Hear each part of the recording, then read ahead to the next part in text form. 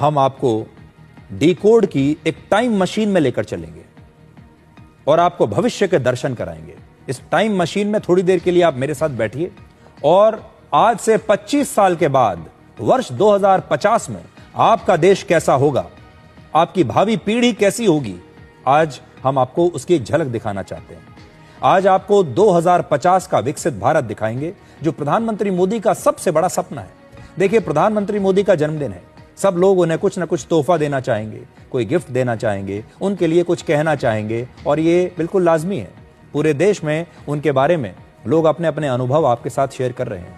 लेकिन आज हमें यह लगा कि अगर प्रधानमंत्री मोदी के लिए उनके जन्मदिन पर कोई सबसे अच्छा तोहफा हो सकता है तो वो है उनके विजन के बारे में बात करना, उनकी उन योजनाओं के बारे में बात करना जिनमें भविष्य का सपना छिपा हुआ है। और आज उनके जन्मदिन पर पूरा देश उन्हें याद कर रहा है, लेकिन उन्होंने इस देश के लिए कितना बड़ा काम किया है, कैसी नई नई भविष्य की योजनाएं वो लेकर आ रहे हैं, आज आपको समझ में नहीं आएगा। 2050 में जब आप पीछे मुड़कर एक बार मोदी युग के बारे में देखेंगे, सोचेंगे, तब आपको पता चलेगा कि प्रधानमंत्री मोदी ने अपने दौर में कितना बड़ा काम किया है और उसका फायदा आपको दशकों के बाद तक मिलता रहेगा। यानी वो एक ऐसा वृक्ष आज लगा रहे हैं जिसका फल और जिसकी छाया इस देश कई दशकों तक देखेगा। क्या आपने कभी सोचा है कि एक नेता और राजनेता में क्या फर्क होता है? एक नेता सिर्फ अपने अगले चुनाव के बारे में सोचता है, जबकि एक राजनेता अपनी अगली पीढ़ी और उस पीढ़ी के भविष्य को बेहतर बनाने के लिए काम करता है। यह फर्क है।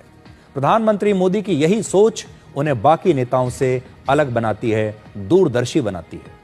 17 सितंबर को प्रधानमंत्री मोदी अपने जीवन के 75 वर्ष पूरे कर रहे हैं और उनकी दो बड़ी खासियत हैं हमारी नजर में।